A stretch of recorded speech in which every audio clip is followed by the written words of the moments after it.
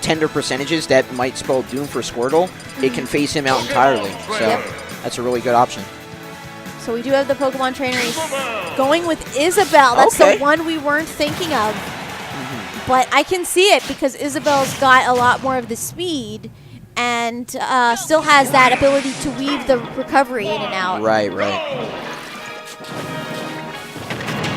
And actually, yeah, that too. Even the dash in and the side B, the Lloyd Rocket propelled up, will be able to catch that and cut him off. Yep. And already he's one string away from being in death percent, I'd say. Yeah.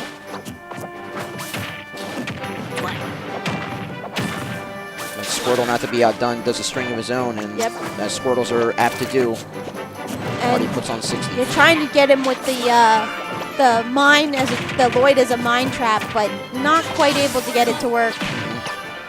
And now Enzo opting to go with the Ivysaur. Good tech there. And the forward smash is going to end it. And he goes straight back to Squirtle for the new stock, using a fast switch past Charizard.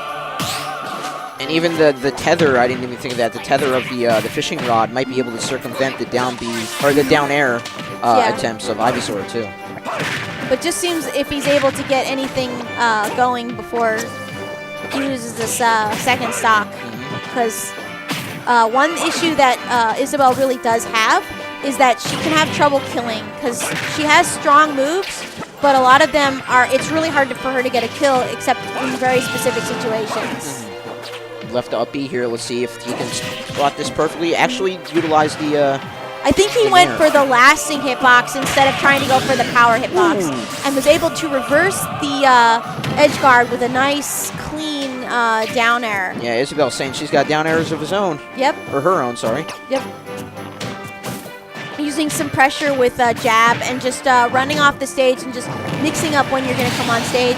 But it's really hard to mix up that back hit of the back air when you get it with the little tail flame. Yeah, and the jab is actually a really good like off-kilter type of thing, because the stun of it is actually lasts a little longer than most people think it does. So if you're trying to dash in and you don't predict it right, you could be stuck just sitting there, and Isabelle can capitalize off that. Yep, that makes sense.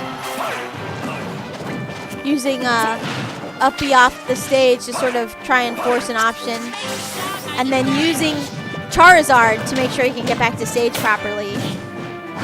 One of the loving monikers I've heard for Charizard. Oh my, he went for it all there. He really did. I mean, but he did have the stock to spare, so. Yes, especially with Isabelle at 125. But sticking with Squirtle, I would have thought a swap would have come in soon here. I think he's trying to read his options, just trying to go for a lot more of the fast, but as you said, opting for the more versatile Ivysaur. Getting some good damage. Trying really hard to keep off stage and getting him with the Nair. That's all he needed. Very, very nice job. You all did great. And the Ivysaur able to take the first game. So we'll see if he sticks with Isabelle or if he chooses to try another character. I can kind of see why he went with Isabelle, but I feel like Isabelle just wasn't able to keep up in terms of dealing enough damage and taking stocks fast enough to keep up. Right. So I could see him switching to a character that does a little bit more damage because of that, which is exactly what he ends up doing by picking Villager. Villager trading a little bit of Isabelle's speed for more kill power, which is, I think, what he really needed in this match. Right, and we know that Squirtle is going to rush down on you a lot, and Ivysaur, his aerials are very good, but they're somewhat committal, I'd say.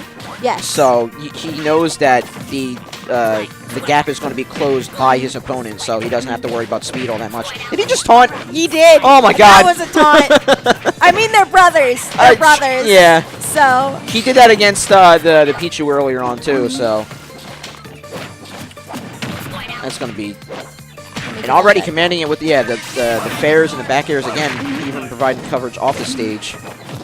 And he's switching off of the Squirtle. Seems like the Squirtle wasn't doing as much work as he was hoping for. So opting for Ivysaur instead. Really getting some good aerials going on there. Good fair, good nair. Oh, good up B finish. Yeah.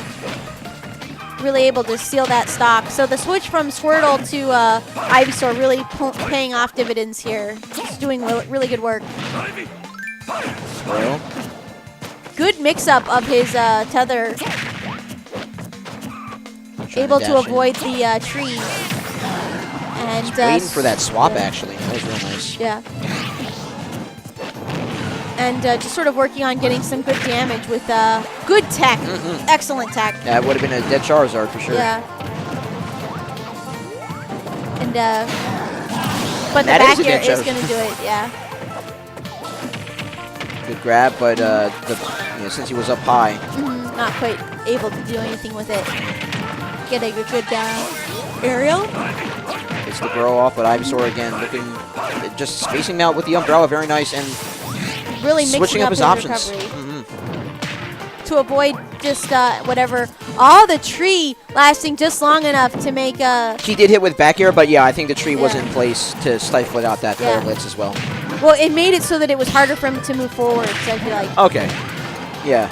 But you're right, it was the back air, the slingshot that was able to actually stop him, that intercepted him before the... Wow. Ooh. Just able to hit him with that Charizard F smash. Very strong move. Switching right back. It seems that he's not really messing too much with Squirtle in this matchup right now. It looks like he wants to play more Ivysaur and Charizard at this point. And we saw J-Rex use it, but he's got to be very careful with throwing out that...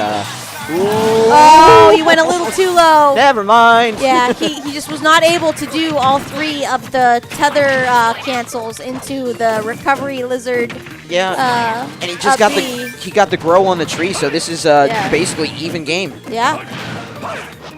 So we'll see if he's able to steal this stock from his brother or not. Gets the grab, pressures off to the right side, but just lets him get back a little bit, sitting in shield. Really looking for the recovery, the edge guard, but just not able to get it. So we're back to neutral, playing very defensive, just trying to force his way in. Ooh, but that time he's going to get that downer. See, he intercepted the first downer with the turnip, but he wasn't able to intercept the second one because he was too low. And so there we go with Enzo taking the second game.